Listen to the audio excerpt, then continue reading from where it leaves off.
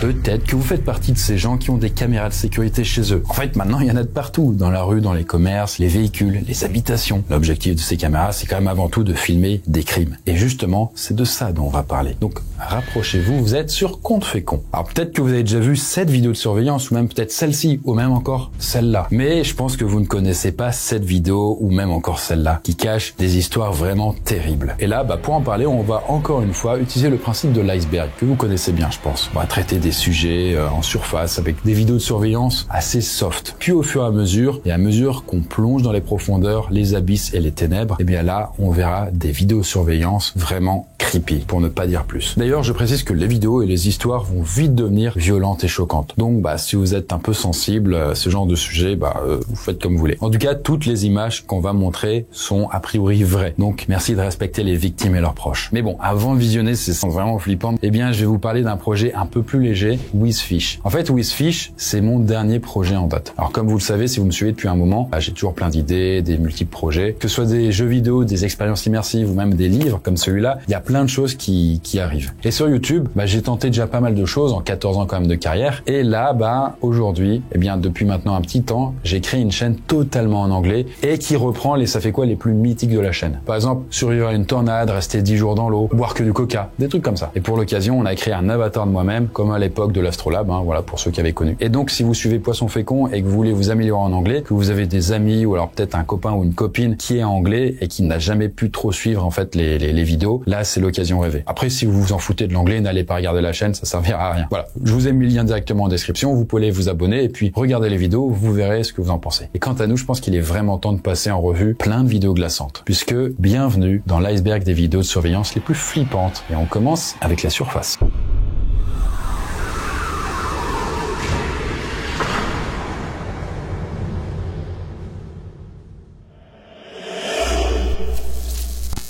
Le crocodile.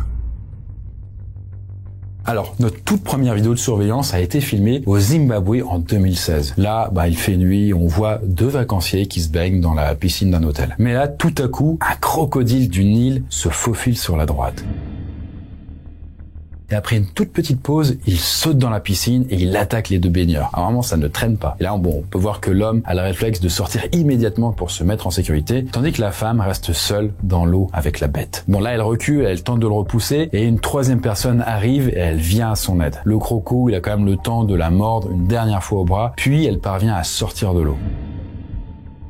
Bon, là je vous le dis, mais heureusement toutes les personnes vont bien. Mais bon, néanmoins la femme elle a quand même eu des profondes plaies à l'épaule, au dos et au coude, mais rien de dangereux pour sa vie. Et le crocodile, lui, a été capturé et transféré dans un bassin réservé aux animaux sauvages, sans aucun contact humain possible. Je pense que ça vaut mieux pour tout le monde, quoi. Parce que la scène aurait pu se terminer bien plus mal. Le voyeur.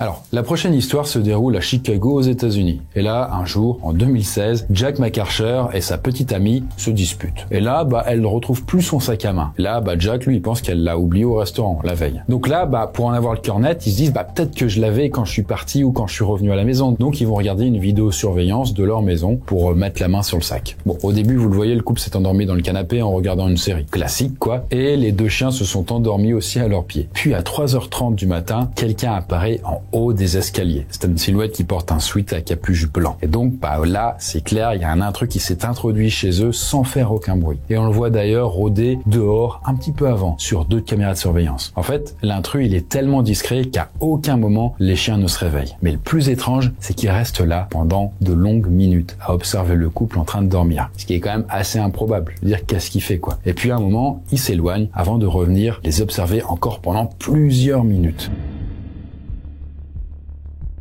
Donc, c'est sans doute lui qui a volé le sac à main. Après, on ne saura sans doute jamais pourquoi il a regardé le couple qui dormait pendant aussi longtemps. Le coureur de Putney Bridge. Alors, la vidéo suivante, je vous l'annonce, elle est tout aussi incompréhensible. Et cette fois, ça se passe en Angleterre en 2017, sur un pont appelé Putney Bridge. Et c'est la caméra de sécurité d'un véhicule qui va capturer la scène. Là, on voit quelqu'un faire son footing sur le trottoir d'un pont, quoi. Et puis il dépasse un homme et rien ne se passe. Puis juste après, il croise une femme et cette fois, il la pousse violemment vers la route. La femme tombe et manque de justesse d'être écrasée par un bus qui passe pile à ce moment-là. Heureusement, le bus l'évite et la victime a le réflexe de se redresser immédiatement. et donc c'est une femme qui a 33 ans, elle s'en sort indemne. Elle aurait pu être à quelques secondes près blessée, voire même tuée sur le coup. Bon, à partir de là, il y a une grande enquête qui est ouverte, et de ce qu'on sait, cette agression, elle a pas de sens. En fait, le coureur l'a attaquée totalement gratuitement et aléatoirement. On sait pas pourquoi, est-ce qu'il avait une haine contre elle, contre les femmes, contre on ne sait pas exactement. Et en fait, on ne sait même pas qui l'a ciblé, on n'a pas retrouvé cette personne. Après, les enquêteurs, ils ont quand même examiné plus de 50 suspects et arrêté 3 hommes. Mais, malgré 1 an de recherche, là encore et toujours, l'agresseur n'a pas été retrouvé. Du coup, si vous avez des idées pour expliquer une agression aussi improbable, n'hésitez pas à écrire ça en commentaire. Braquage au Brésil. Cette fois, direction le Brésil pour un incident qui a été filmé en 2021 dans la ville de Sao Paulo. Là, malheureusement, plusieurs grandes villes du pays sont gangrénées par la violence. Bon, vous savez, le Brésil, c'est pas hyper safe. Se balader à pied, c'est pas toujours la meilleure idée. Et notamment là-bas, les vols à main armée, ils sont quand même pas mal en augmentation ces dernières années. Et c'est justement de ça dont on va parler dans cette vidéo de surveillance. Bon. Là, on peut voir 2 voleurs masqués sur une moto arrêter un couple au bord de la route. Et là, l'un des voleurs semble pointer une arme sur les victimes qui se mettent alors à lever les mains en l'air. Mais en arrière-plan, on a un SUV blanc qui rentre dans la rue et qui commence à foncer sur les voleurs. Là, les voleurs tentent de fuir, mais le SUV les percute et les 2 voleurs sont du coup carrément projetés en l'air. Du coup, vraiment comme dans GTA. Là, le couple, évidemment, il est doublement sous le choc et il profite de l'occasion pour s'enfuir. Bon là, les 2 voleurs se remettent debout, mais l'un d'eux semble avoir la jambe cassée. Bon, là, l'un des voleurs, qui n'avait pas encore volé, du coup, aurait été arrêté quelques heures plus tard par la police, alors qu'il était à l'hosto. Et quant au conducteur du SUV, lui, c'était un homme qui était âgé de 32 ans. Et il a déclaré que les suspects, donc les voleurs, avaient tenté de le voler peu avant de s'en prendre au couple dans la rue. Donc, le gars, il était en mode revenge, quoi. Donc après, je sais pas si c'est bien ou pas de leur avoir donné une petite correction, mais en tout cas, ce couple, lui, il a dû avoir la peur de sa vie. Disparition de Lars Mittank. Bon, en 1986, Lars Mittank disparaît pendant ses vacances en Bulgarie. Et là, les vidéos de surveillance de l'aéroport sont les dernières images qu'on aura de cet Allemand de 28 ans. Là, vous voyez, Mittank, il rentre dans l'aéroport avec ses bagages, mais quelques instants plus tard, on le voit courir en sens inverse sans ses affaires. Là, il sort de l'aéroport, il escalade une clôture et il sprinte hors caméra en direction d'une forêt. Et c'est la toute dernière trace qu'on a de lui. Et depuis, impossible de le retrouver, lui ou son corps. Ce qui me fait un peu penser entre nous au premier tome de ma saga Noisuli où justement il y a des trucs un peu étranges de ce style. Mais bon, en tout cas, je vais pas vous raconter tous les détails de la disparition de Mittank. Tout simplement parce que j'en ai déjà parlé dans mon iceberg sur les crimes et mystères non résolus. Vous pouvez aller voir. Le cambrioleur au couteau. Bon, imaginez, vous vous réveillez en pleine nuit, et là, vous voyez en face de vous un homme armé d'un couteau. Eh bien, c'est exactement ce qui s'est passé en 2015 pour un père de famille à New York. Au début, les images de surveillance montrent le cambrioleur à l'extérieur de la maison. Puis, peu après, une autre caméra le filme à l'intérieur de la maison vers 2h30 du matin. Là, l'intrus se déplace de pièce en pièce à la recherche d'objets à voler, quoi. Et au total, il va quand même passer 40 minutes dans la baraque, quoi. Et finalement, il va se mettre à ramper dans la chambre des parents. Et avec quand même 3 jeunes enfants qui dorment juste à côté. En tout cas, l'intrus se mettra à 4 pattes quand même pour avancer. Et à partir de là, on peut voir qu'il serre un couteau entre ses dents. Et puis, enfin, après quelques instants, il remarque un smartphone sur la commode et il l'attrape. Et c'est là que la vidéo se termine. En fait, le bruit du cambrioleur a réveillé le père, et là, les 2 hommes se sont alors retrouvés face à face, et le criminel a immédiatement pris la fuite. De ce qu'on sait, il n'a jamais été retrouvé. Voilà, tout ça c'était des petites vidéos de surveillance un peu soft, on va dire, du coup pour se faire une mise en bouche. Je vous propose de descendre un peu plus profondément dans notre iceberg et maintenant on va parler notamment d'un sauvetage courageux et de morts tragiques qui auraient pu être évitées. Le héros miraculé. Bon, pour commencer là sous la surface, direction la Nouvelle-Orléans aux États-Unis. Et là, les caméras de surveillance de la ville ont filmé une scène à la fois horrible et héroïque. Bon, au début, on voit un homme traîner une femme dans la rue à 4h du matin, puis quelques secondes plus tard, une voiture tourne au coin de la rue et s'arrête. Et il se trouve que dans cette bagnole, c'est un certain Peter Gold, qui est un étudiant en médecine de 25 ans. Et là, il s'approche pour tenter de secourir la femme. Mais l'agresseur sort une arme et il la braque sur Peter en lui demandant de l'argent. Là, Peter lève les mains et lui explique qu'il n'a pas d'argent liquide. Et là, alors l'agresseur, qui sans doute le prend mal, lui tire une balle dans l'estomac. Peter tombe au sol, tandis que l'agresseur pointe son arme vers la tête de Peter. Mais coup de chance incroyable, la balle ne part pas. Là, il tente plusieurs fois de lui tirer dans la tête, sauf que ça ne fonctionne pas. En fait, l'arme s'est enrayée. Donc, à ce moment-là, l'agresseur prend la fuite en voiture et il laisse Peter au sol. Bon, de son côté, la femme n'a pas été blessée et le criminel est juste parti avec son sac. En tout cas, suite à ce drame, Peter a décidé de créer une asso caritative. Il s'agit d'un problème systémique majeur dans notre pays. Chaque jour, on regarde les infos et on découvre une nouvelle fusillade ou un nouveau crime. Et on en arrive à un point où les gens deviennent insensibles. C'est inadmissible. Étant moi-même touché par ce genre de fusillade, je ne peux pas laisser cela continuer. En travaillant avec des jeunes défavorisés, on peut s'attaquer aux causes sous-jacentes de la violence. On n'a pas la solution idéale, mais on sait qu'en rassemblant le plus grand nombre possible de personnes qui veulent agir, on pourra peut-être amorcer un changement. Bon, aujourd'hui, je vous rassure, Peter, il est complètement rétabli, il a même obtenu son diplôme en médecine. Mort de Kenneka Jenkins. Bon, cette prochaine histoire ne se finit malheureusement pas aussi bien. Mais vous allez voir. Là, on reste aux États-Unis et cette fois dans l'État de l'Illinois. Et il se trouve que Kenneka Jenkins, c'est une jeune américaine de 19 ans. Et en 2017, elle se rend à une grande fête dans un hôtel en compagnie de 3 amis. Et là, Kenneka enchaîne de nombreux verres d'alcool. Puis, bon, voilà, vers 3h du mat, elle et ses amis, elles décident de partir. Mais en arrivant vers la sortie, elles se rendent compte qu'elles ont oublié des affaires. Chose qui arrive donc. Donc là, les 3 amis de Kenneka la laissent seule une dizaine de minutes, le temps d'aller les récupérer. Sauf que à leur retour, Kenneka a disparu. Et là, les vidéos de surveillance vont montrer ce qui s'est passé. Bon, vous pouvez voir que Kenneka est pas hyper sobre, quoi. Elle a une démarche un peu aléatoire et donc elle commence à errer dans l'hôtel. Bon, elle s'accroche à tout ce qu'elle peut pour ne pas tomber, elle tourne en rond et finalement, elle débouche dans les cuisines de l'hôtel, puis on la perd de vue. Là, les amis de Kenneka, les appellent sa mère, qui appelle l'hôtel et la police, mais ni l'un ni l'autre ne réagissent. Puis les heures passent. Et là, la maman court de partout pour tenter de retrouver sa fille. Et ce n'est alors qu'à 12h30, le lendemain, que la police et le personnel de l'hôtel commencent les recherches. Et là, les images de surveillance sont enfin examinées, mais malheureusement, Kenneka est retrouvée morte à l'intérieur de la chambre froide de l'hôtel. En fait, officiellement, l'enquête de police conclut que c'est un accident. Voilà, il n'y a pas de signe d'agression qui a été identifié. En fait, elle se serait peut-être juste retrouvée piégée dedans, sans lumière, et ne pouvant plus sortir. Et du coup, elle est morte d'hypothermie et par le manque de réactivité de la police et de l'hôtel, tout simplement. La dernière course. Bon, là, cette prochaine histoire se déroule en 2021 aux États-Unis. Et là, on a le petit Corey Mixio, âgé de seulement 6 ans. Et malheureusement, son père, Christopher, il est violent avec lui. Voilà, faut dire qu'il trouve son fils trop gros et il le force à courir pour perdre du poids. Mais un jour, il se trouve que le petit Corey, il se réveille d'une sieste en très mauvaise santé. Là, il titube, il a du mal à parler, il a du mal à respirer et il finit par perdre connaissance. Bon là, son père, il sait pas trop, il l'emmène à l'hôpital vite fait et pendant que les médecins examinent Corey, il est victime d'une crise d'épilepsie. Là, les médecins tentent de le réanimer, mais sans succès. Et à ce moment-là, Corey est déclaré mort. Et il se trouve que l'enquête va révéler que le corps de l'enfant est couvert de blessures causées par son père. Puis au cours du procès, des images de surveillance montrent même une scène de maltraitance. Là, on voit Corey courir sur un tapis de course dans une salle de sport quelques jours avant son décès. Là, son père, on le voit tourner autour de lui, puis il commence à accélérer la vitesse du tapis. Corey tombe alors d'épuisement et n'arrive même plus à se relever. Mais son père le remet de force sur le tapis et augmente encore plus la vitesse.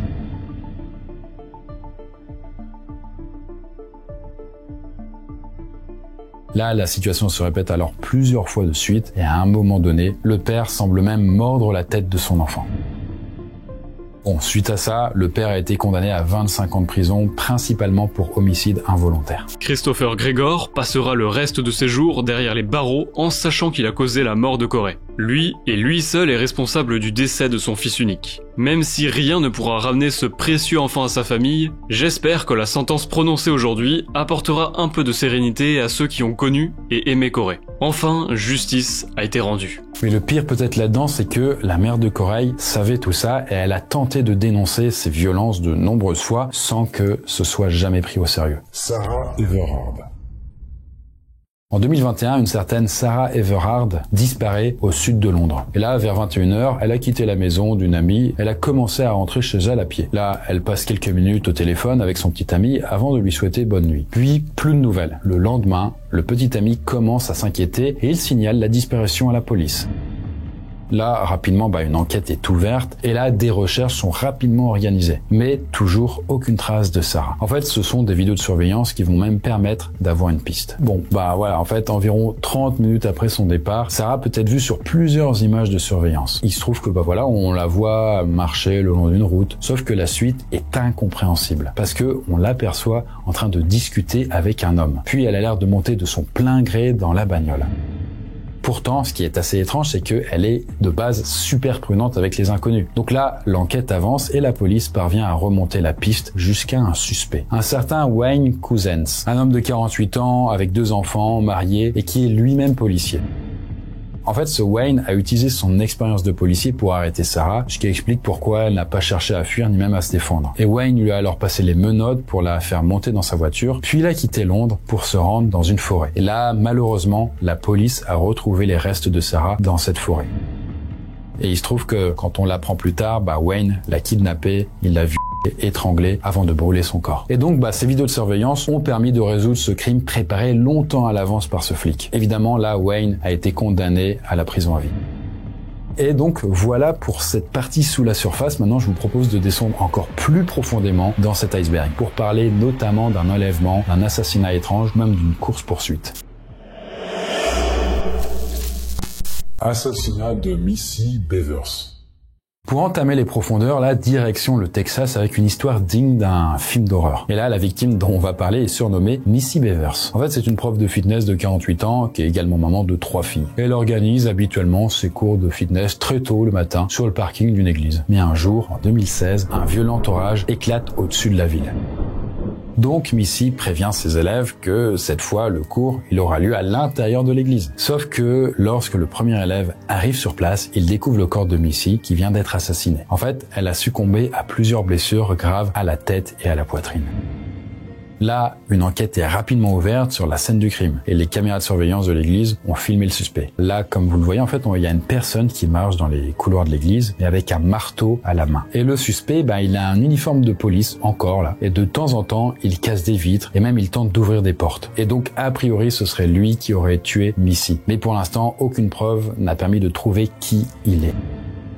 Dès les premiers mois de l'affaire, l'équipe d'enquête a reçu de nombreuses pistes et informations potentiellement intéressantes. Notre équipe a suivi chaque piste au maximum en utilisant tous les moyens disponibles. Au cours des 8 dernières années, l'équipe a enquêté et réévalué cette affaire en permanence. Les efforts pour identifier le ou les responsables du meurtre tragique de Missy Bevers sont l'une de mes plus grandes priorités. Chaque année, nous pleurons avec la famille à l'occasion de l'anniversaire de sa mort. Alors bon, il y a des indices très étranges quand même dans cette affaire. Par exemple, le mari ou même le beau-père de Missy font partie des principaux suspects. Mais ils ont des alibis et il n'y a rien qui permet de prouver qu'ils sont reliés au meurtre. Donc voilà, concernant Missy, encore aujourd'hui, l'affaire n'est pas élucidée. L'affaire Brendan Volmost. Alors, on continue en Australie avec une vidéosurveillance de 2015. Et là, les images ont été filmées devant la maison d'un certain Brendan Volmost, qui est un jeune homme de 23 ans. Là, on assiste à une course-poursuite de nuit. Et là, Brendan saute d'une voiture qui s'arrête devant son portail. Puis une autre voiture s'arrête juste derrière et des types en sortent en courant. Brendan tente de grimper par-dessus son portail, il s'enfuit de l'autre côté pendant que plusieurs types le poursuivent dans son jardin. Et là, la suite des images n'a pas été publiée, mais peu après, la caméra montre 2 hommes qui portent le corps inerte de Brendan jusqu'à leur bagnole. Suite à ça, la police pense que Brendan a été violemment frappé dans un hangar au fond de son jardin. En tout cas, ils ont retrouvé une quantité vraiment importante de son sang. En fait, il semblerait que Brendan était un petit trafiquant de drogue, et là, les détectives étaient parvenus à remonter jusqu'à un gang qui se fait appeler les Blood Brothers. Donc, 4 suspects ont été arrêtés et jugés. Et pendant leur procès, ils ont dit que Brendan avait braqué une arme à feu sur eux. Et donc, ils ont juste invoqué la légitime défense en disant qu'ils l'ont frappé pour se défendre. Les 4 accusés sont tous trafiquants. Ils recherchaient activement Brendan depuis plusieurs jours, à la fois pour récupérer une dette de plusieurs milliers de dollars et aussi pour démontrer qu'ils étaient un groupe à respecter. Nous soutenons que Brendan est mort. Un ou plusieurs des accusés se sont débarrassés de son corps ainsi que du véhicule dans lequel ils l'avaient emmené. Bon, les 4 hommes ont finalement plaidé coupables pour homicide involontaire. Adam Kargus. La prochaine vidéosurveillance vient d'une prison du Canada. Et là, l'un des détenus s'appelle Anthony George. Et cet homme, à ce moment dans l'histoire, il est en train de purger une peine pour une agression aggravée et il a alors 32 ans. Et il est enfermé dans la même cellule qu'un certain Karagus Adam, qui est un toxicomane qui a été envoyé en prison pour une peine de 3 mois. Bon. Là, la caméra de surveillance qui nous intéresse se trouve dans un espace commun de la prison. Là, vous voyez, c'est très sympa, ça donne envie de se balader et de manger là-dedans. Et là, en 2013, elle filme Anthony en train d'agresser Adam à 6 reprises. Et il lui fait notamment des prises d'étranglement à la vue de tous. Mais les gardiens, un peu tranquilles, ils n'interviennent qu'une seule fois pour les séparer. Là, quelques jours plus tard, l'infirmière de la prison signale une forte odeur d'alcool dans la cellule d'Anthony et d'Adam. Là, les gardiens, encore une fois, plutôt tranquilles, ils disent qu'ils vont régler le problème plus tard. Mais dans la nuit, la caméra de surveillance va filmer un terrible drame. Derrière la fenêtre de la cellule, on peut distinguer un peu Anthony en train de frapper et piétiner, puis étrangler Adam. Et pendant ce temps, certains détenus l'encouragent tandis que d'autres essaient d'alerter les gardiens. En fait, c'est tellement violent que les cris de douleur d'Adam peuvent être entendus depuis l'étage au-dessus. Et ce tabassage violent va durer quand même 1 heure. Pourtant, les gardiens, ils sont pépouses et ils n'interviennent pas. Le lendemain matin, on peut voir Anthony demander de l'aide à d'autres détenus. Et là, il demande de l'aide en fait pour qu'on puisse envelopper le cadavre d'Adam dans un drap et le traîner en direction des douches communes. Évidemment, cette partie d'enregistrement n'a pas été diffusée. Et là, les gardiens ont finalement découvert le corps de Adam dans la matinée, couvert de 32 blessures visibles. Et en fait, son visage était tellement abîmé qu'il a fallu identifier Adam grâce à ses tatouages. En fait, on a découvert qu'Anthony était sous l'emprise d'un alcool artisanal et de stupéfiants la nuit où il a tabassé à mort Adam. Suite à ça, Anthony a plaidé coupable du meurtre et a été condamné à la prison à vie. Et suite à ça, 6 employés de la prison, donc les fameux gardiens, ont été licenciés après ce drame. Maintenant, je vous propose quant à nous de plonger encore plus profondément dans cet iceberg pour parler cette fois-ci des grandes profondeurs, notamment avec une mort incompréhensible et un crime vraiment affreux. Le cas Magdalena Zuck. Bon, pour ouvrir ce niveau, on va parler d'un cas très étrange qui s'est produit en 2017. Et là, Magdalena Zuck est une esthéticienne polonaise de 27 ans. Elle a prévu un voyage en Égypte pour l'anniversaire de son petit ami. Malheureusement, au dernier moment, il a un empêchement, alors elle doit y aller toute seule. Mais peu après son arrivée en Égypte, elle commence à se comporter de façon étrange. En fait, elle appelle son petit ami avec une voix effrayée pour lui dire que quelqu'un est dans sa chambre et qu'elle entend des voix. Et là, elle le supplie de venir la chercher au plus vite. Mais les amis de Magdalena commencent aussi à s'inquiéter. Ces messages étaient mystérieux et difficiles à comprendre. Par exemple, elle nous demandait où on était et quand est-ce qu'on la rejoindrait dans sa chambre, alors qu'on était tous en Pologne et elle était seule là-bas. Lorsqu'elle nous a finalement appelés, sa voix était étrange. Elle parlait très bizarrement. Elle marmonnait presque. Elle nous a dit que quelqu'un avait probablement mis quelque chose dans son verre. Là, le personnel de l'hôtel et les clients signalent aussi que Magdalena est agressive et méfiante. En fait, elle court dans tous les sens, en pleurant, en accusant des gens. Là, le personnel envoie alors des photos et des vidéos étranges à ses parents. En fait, c'est très bizarre parce qu'on la voit allongée dans son lit, en se couvrant le visage, ou même recroquevillée dans un couloir. Peu après, Magdalena est emmenée à l'hôpital. Et les vidéos de surveillance montrent qu'elle est accompagnée ou surveillée, on ne sait pas trop, par plusieurs hommes. Mais les médecins, ils déclarent qu'ils ne peuvent pas la soigner, alors elle est renvoyée à l'hôtel. Et le lendemain, le personnel de l'hôtel l'empêche de sauter du toit du bâtiment. Donc ça va quand même très loin, on sait pas ce qui se passe. Bon, plus tard dans la journée, quelqu'un l'emmène à l'aéroport pour la renvoyer en Pologne. Sauf que là, elle se montre agressive et la sécurité refuse qu'elle prenne un avion dans cet état-là. Ça va être un enfer sinon pour tout le monde. Et du coup, Magdalena, elle est en détresse. Et à un moment, elle appelle son petit ami et elle lui fait un appel vidéo très étrange. Bon, là, on le voit, du coup, c'est quelqu'un qui avait filmé le téléphone. Et c'est assez bizarre parce que pendant cet appel, elle parle à peine alors que ça dure plusieurs minutes. En fait, on la voit surtout pleurer ou se balancer. Et les quelques mots qu'elle dit sont quand même très inquiétants.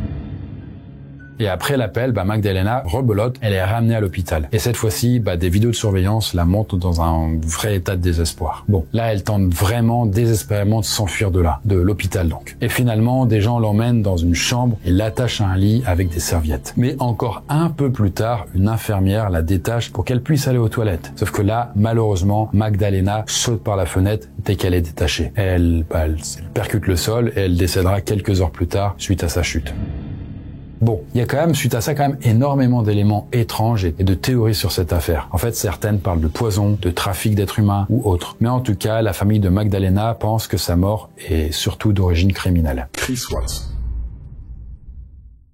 Bon, pendant l'été 2018, une certaine Shanna est ramenée chez elle par un collègue. Et après un voyage professionnel, elle va enfin pouvoir retrouver son mari et puis ses 2 petites filles. Là, la caméra de surveillance la filme en train d'entrer dans sa maison dans la nuit.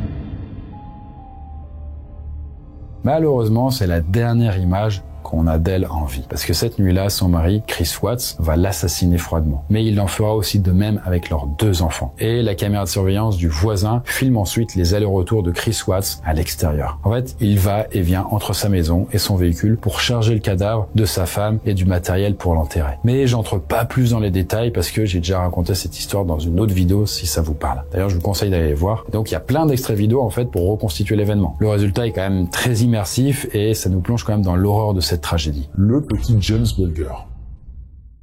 Là, on retourne en Angleterre pour une histoire qui a vraiment horrifié le pays quand c'est sorti. Et c'était en 1993 où 2 enfants de 10 ans font l'école buissonnière ou cours à U sèche. Et il s'agit d'un certain Robert Thompson et de John Venable. En fait, les deux, faut le dire, ils sont habitués à sécher l'école. Et cette fois, ils vont traîner dans un centre commercial. Et là, en fait, on voit les images de surveillance qui les montrent en train d'observer d'autres enfants. Et cet après-midi, il se trouve que le petit James Bulger, âgé de 2 ans, entre dans ce centre commercial avec sa mère. Et là, à un moment, sa mère lui lâche la main pour payer les courses. Normal, quoi. Mais quand elle cherche James, il a disparu.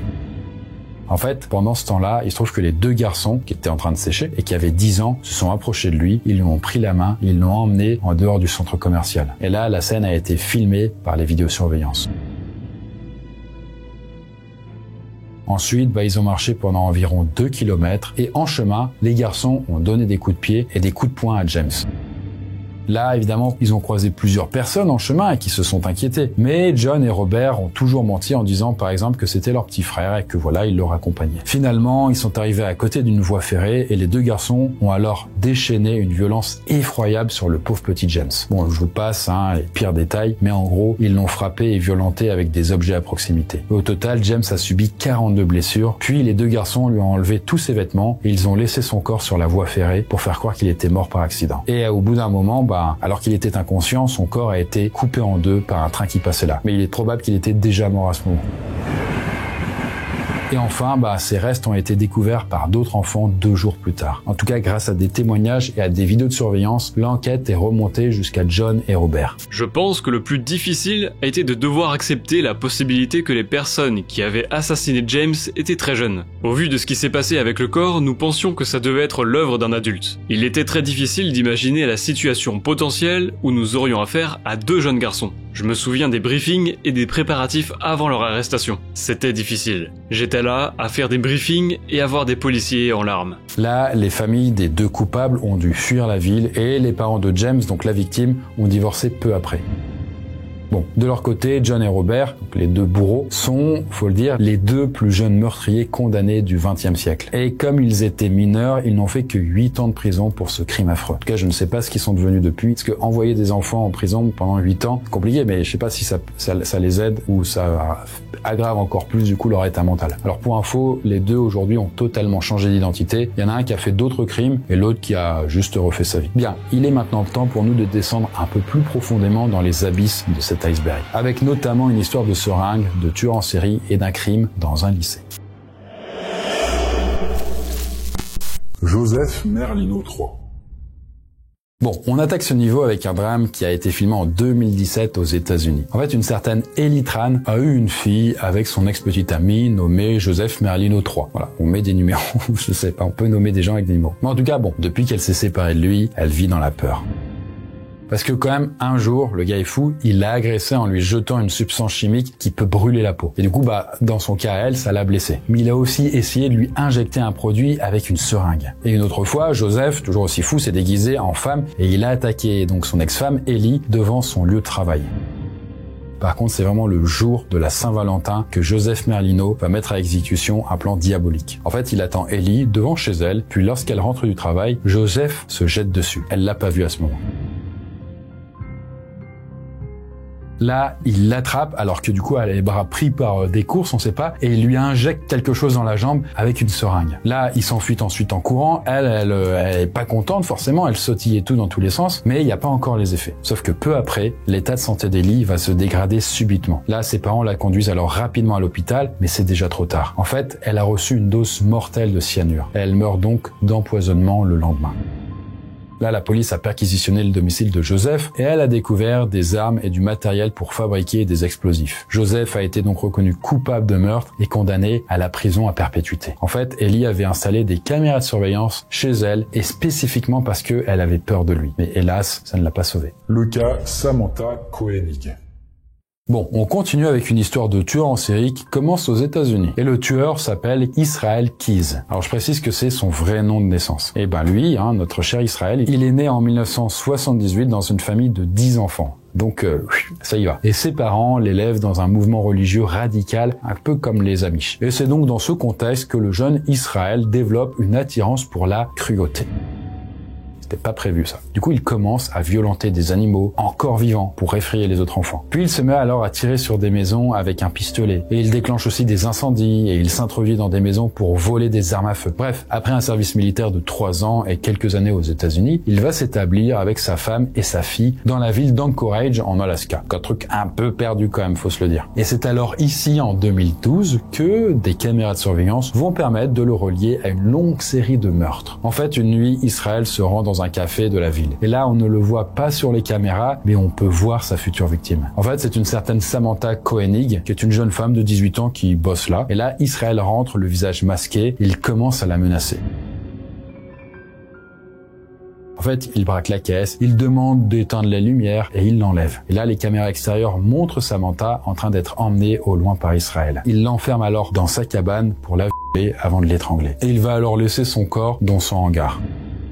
Puis le lendemain, Israël part en vacances avec sa fille, voilà, comme si de rien n'était. Et là, la disparition de Samantha est signalée et les enquêteurs voient les caméras de surveillance. Mais ils ne parviennent pas à identifier l'auteur du crime. Et donc, pendant ce temps-là, après 2 semaines de petites vacances sympas, Israël rentre chez lui et il retourne voir le corps de sa victime. Là, à ce moment-là, l'enquête, elle avance, mais ils n'ont pas encore retrouvé le corps de la victime, donc ils savent pas où elle est, ils savent pas qui a fait ça. Et lui, pendant ce temps-là, avec le cadavre, il la maquille, il lui coud même des faux yeux, puis il la prend en photo. Et ensuite, il utilise cette photo pour demander une rançon. Donc en fait, il fait croire que Samantha est encore en vie pour tenter d'obtenir de l'argent. Ensuite, il démembre le cadavre de sa victime et il la jette alors dans un lac. Et il utilise aussi les restes de son corps comme appât pour pêcher du poisson pendant 3 jours. Je ne sais pas si ça a marché. Finalement, les enquêteurs parviennent à remonter jusqu'à lui car il utilise quand même la carte de crédit de Samantha. Le gars était pas très fin, quoi. Au bout d'un moment, Israel Keyes est arrêté et il va finir par avouer tout ce qu'il a fait à Samantha. C'est l'un des pires détails. Il a violé et assassiné une jeune fille dans son cabanon. Puis une fois terminé, il est retourné chez lui retrouver sa petite amie et sa fille. Et quelques heures plus tard, il les a emmenés en croisière. Le mal à l'état pur. Israel Keyes était capable de voyager à travers tous les États-Unis sans se faire repérer. Il choisissait ses victimes complètement au hasard. Il se débarrassait ensuite des corps sans laisser de traces d'ADN. Alors effectivement, c'est quand même assez fou, mais pendant son interrogatoire, Israël avoue qu'il est un tueur en série méthodique. Et il affirme qu'il a tué plus de 11 personnes au cours des dernières années. En fait, il donne des détails affreux sur ses différents meurtres, mais il refuse de donner le nom de ses victimes. Et quelques mois plus tard, il réussira même à se donner la mort dans sa cellule de prison. En tout cas, au total, la police pense qu'il a quand même pu assassiner jusqu'à 17 personnes. Mais il a également commis des cambriolages, des braquages ou même des Colin Ritzer. Cette prochaine histoire se passe l'année suivante aux États-Unis, donc en 2013. Et ce sont là des caméras de surveillance qui vont filmer les détails d'un crime choquant. En fait, Colin Ritzer, c'est une jeune prof de 24 ans, très appréciée des élèves et de ses collègues. En fait, elle se donne à fond pour aider tout le monde, elle a le cœur sur la main. Et dans sa classe, elle a un nouvel élève de 14 ans qui s'appelle Philippe Schisme. Et il est décrit, ce gamin, comme quelqu'un de calme et de sérieux. Pourtant, un jour, cet élève se montre assez irrespectueux. En fait, Philippe écoute de la musique pendant le cours de Colin. Il dessine dans ses cahiers. Là, à la fin du cours, la prof, Colin donc, lui demande de rester un peu en guise de punition. Et pendant ce temps, elle en profite pour se rendre aux toilettes. Donc, on la voit sur les caméras en train de sortir de la salle de classe, toute souriante. Mais juste après, on voit Philippe sortir et hésiter. Là, il retourne dans la salle de classe et il ressort avec sa capuche sur la tête. Là, on voit ensuite Philippe enfiler des sortes de gants de bricolage et entrer à son tour dans les toilettes des filles. Et là, les caméras ne vont pas filmer le crime. Mais Philippe va frapper sa professeure à plusieurs reprises avant de l'égorger avec 16 coups de cutter qu'il avait amenés dans l'école. D'après l'enquête, il aurait alors violé à 2 reprises son cadavre. Puis les vidéos montrent Philippe avec une cagoule en train de tirer une poubelle. Et il s'agissait en fait du corps sans vie de Colleen à l'intérieur. Là, il tire la poubelle jusqu'à l'extérieur, puis il jette le cadavre dans une forêt sans même l'enterrer. Et sur le corps de Colleen, la police a retrouvé un mot qui disait « Je vous déteste tous ». C'est tout simplement incroyable à quelle vitesse ça peut aller et à quel point on tient tout pour acquis. Colleen était la prof la plus gentille qu'on puisse avoir. Elle souriait tout le temps, elle aimait vraiment ce qu'elle faisait et elle aimait travailler avec nous. On avait l'impression de pouvoir parler de tout avec elle. Sa présence était vraiment réconfortante. Elle était heureuse. On ne pouvait rien attendre de plus de la part d'une professeure et d'une amie. Je ne sais même pas à quoi ressemblera le monde sans elle. C'est effrayant. Bon, ce qui est assez étonnant, c'est que le petit Philippe ne buvait pas, il ne prenait aucune substance et il venait même d'une bonne famille. En fait, il avait aucune attitude étrange avant de commettre son meurtre. Et donc, malgré son âge, il a été jugé comme un adulte et condamné à beaucoup de prison en conséquence. Et heureusement. Bien, on en arrive désormais au tout dernier niveau de cet iceberg. Et là, on va terminer avec des vidéos de cannibales et d'un assassinat cruel. Le cannibale à l'arbalète.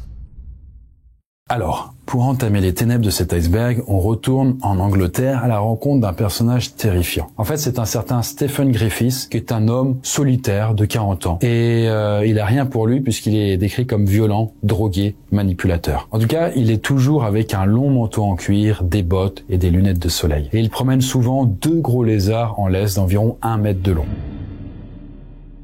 Donc, clairement, il est pas inaperçu dans son quartier. D'ailleurs, les murs de son appartement sont couverts de photos de tueurs en série. Parce qu'en effet, ce cher Stephen, en plus de tout le reste, il est passionné par le sujet. Et il réalise, ce qui est plutôt sympa, là, on va dire un peu plus, un doctorat en criminologie. Mais en parallèle de ça, il faut dire qu'il est accro aux prostituées. Et justement, en 2010, Stephen séquestre une prostituée dans son appartement depuis 2 jours. Mais à un moment, elle parvient à s'échapper, elle tente de s'enfuir. Mais malheureusement, Stephen la rattrape dans le couloir et la tue.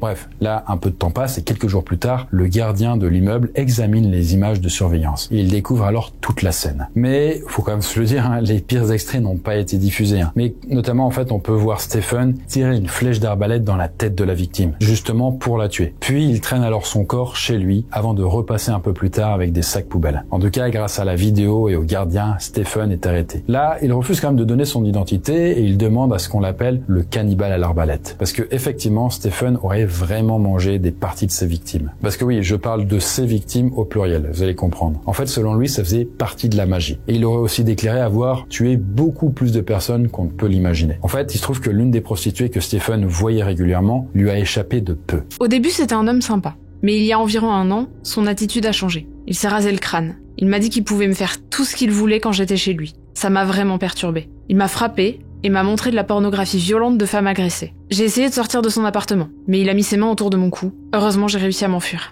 Il est très intelligent. Il sait distinguer le bien du mal, donc il savait ce qu'il faisait. Je me sens physiquement malade à cause de ce qu'il a fait. Et suite à ça, des parties du corps de 2 victimes de Stephen ont été retrouvées dans une rivière proche. Là, lui, il n'a montré aucun remords dans ses crimes. En revanche, il a plaidé coupable pour 3 assassinats et il a écopé d'une peine de prison à vie. James et Lisa Goy. Bon, la prochaine vidéo de surveillance commence avec une scène en apparence tout à fait classique, anodine même. Ça se passe en 2021, aux States, encore une fois. Après, c'est souvent aux États-Unis parce que là-bas, les vidéosurveillance sont beaucoup plus généralisées. Et puis en même temps, il y a beaucoup plus d'armes, et puis il y a un peu plus de dinguerie, quoi. En tout cas, à ce moment-là, en 2021, une tempête de neige vient de recouvrir la ville d'une épaisse couche, donc de poudreuse. Au début, la caméra de sécurité filme un couple qui déblaye la neige devant leur maison. Et il s'agit de James et Lisa Goy qui ont la 50aine. Là, apparemment, les Goy n'ont jamais eu de bonnes relations avec leurs voisins d'en face. En fait, ils font tout ce qu'ils peuvent pour l'embêter. Et justement, ce matin-là, ils poussent la neige de l'autre côté de la rue sur le terrain du voisin. Juste pour l'emmerder, comme à leur habitude. C'est le petit côté sympa entre voisins. Bon. Le voisin, il sort de chez lui, il leur demande d'arrêter de mettre de la neige sur sa propriété. Et là, une dispute éclate et elle devient de plus en plus violente. Et là, à un moment, ils échangent des gestes obscènes et puis des insultes. Jusqu'à ce que James Goy lance sa pelle sur son voisin.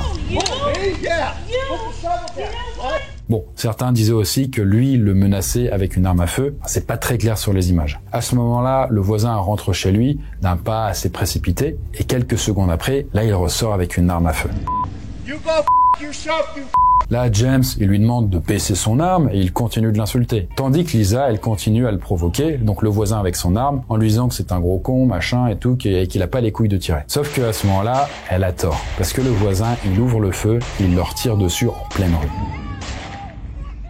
Là, James Goy, il est touché et il s'enfuit en courant en hurlant d'appeler la police. Pendant ce temps, sa femme, Lisa, elle tombe au sol et le voisin, il s'approche d'elle et il lui tire dans la tête à bout portant et à plusieurs reprises. Puis, il poursuit James et il lui tire encore dessus. Là, le voisin, à un moment, il rentre chez lui et il ressort cette fois-ci avec un fusil d'assaut. Et il tire à nouveau sur le couple qui n'est toujours pas mort.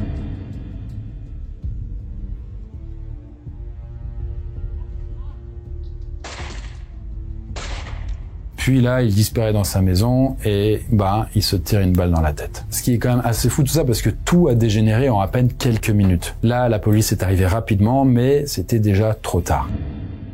Le zombie de Miami.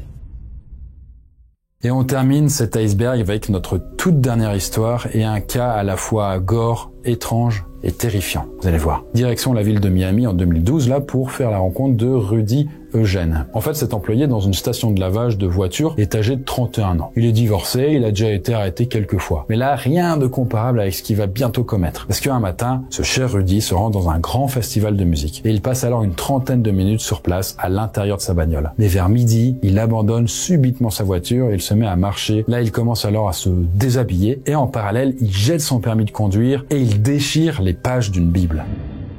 Là, il se retrouve alors complètement nu après avoir carrément retiré ses chaussures. Sachant qu'au même moment, il y a un sans-abri qui fait sa sieste sous un pont le long d'une piste cyclable. Alors ce sans-abri, pour vous donner un peu d'infos, il s'appelle Ronald Popo, il a 65 ans et il est décrit comme un homme gentil et charmant. Sauf que Rudy, lui, à ce moment, il arrive précisément sous ce pont. Et c'est alors ici que notre vidéosurveillance commence. Là, on voit Rudy arriver sous le pont et agresser le SDF, donc Ronald. Là, il commence à le frapper, à lui retirer ses vêtements, en étant toujours lui-même nu. Puis Rudy commence alors à mordre le visage du sans-abri. Et il réussit même à lui arracher des morceaux de chair avec la bouche. Et après un certain temps, un cycliste arrive sur les lieux et prévient immédiatement la police.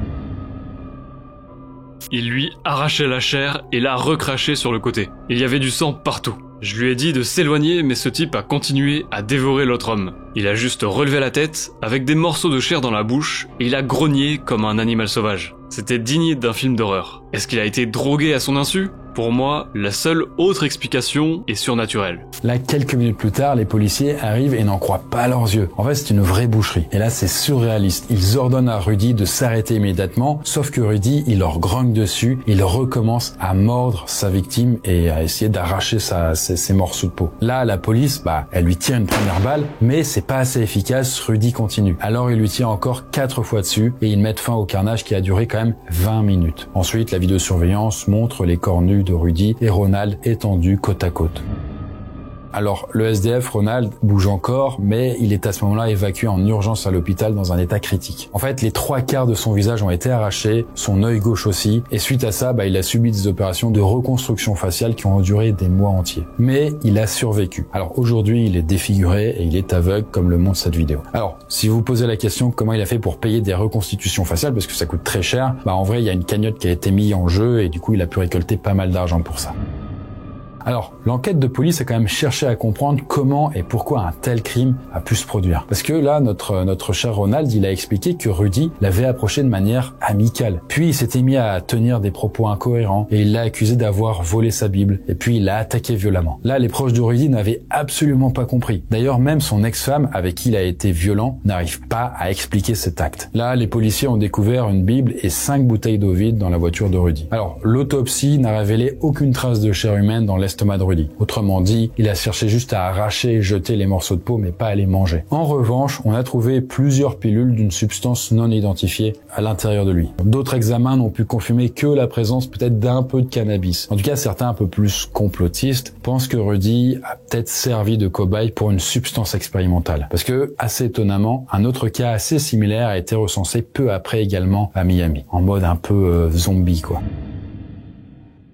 Voilà pour l'iceberg des vidéos de surveillance les plus flippantes. J'espère que la crescendo vous a plu et que voilà, ça vous a fait un peu relativiser sur tout ça. Bon, évidemment, il y en a plein d'autres dont j'ai pas parlé. Si ça vous intéresse, peut-être qu'il y a une version 2 ou autre, n'hésitez pas à me le dire en commentaire ou en parler. D'ailleurs, avant de conclure, je vais vous montrer un dernier extrait de vidéo de surveillance. Je vous l'ai gardé pour la fin. En fait, une TikTokeuse a décidé d'installer des caméras chez elle pour filmer ses crises de somnambulisme. Alors, je vous rassure quand même, ce sera beaucoup moins trash. Là, en vrai, du coup, elle a pas l'air d'être méchante et en fait, ça a fait rire pas mal de personnes, des millions de gens en fait, parce que ça a beaucoup circulé. Bon, voilà, des scènes assez absurdes, ce qui me rappelle l'un des sorts de mon personnage Ulysse en fait dans le tome 1. Je peux pas vous en dire plus, mais il est victime aussi de somnambulisme parce qu'il est plus ou moins possédé par une entité. Donc, en vrai, il y a quand même des ponts à faire avec la vidéo, l'iceberg qu'on a fait aujourd'hui sous certains aspects. En tout cas, si ça vous intéresse d'avoir des informations sur la sortie prochaine du livre, de savoir les coulisses de l'écriture et de comment on crée tout cet univers, n'hésitez pas à vous inscrire sur la liste privée Morpho. Vous avez le lien directement en description. Sur ce, merci d'avoir vu la vidéo et moi je vous dis à la prochaine.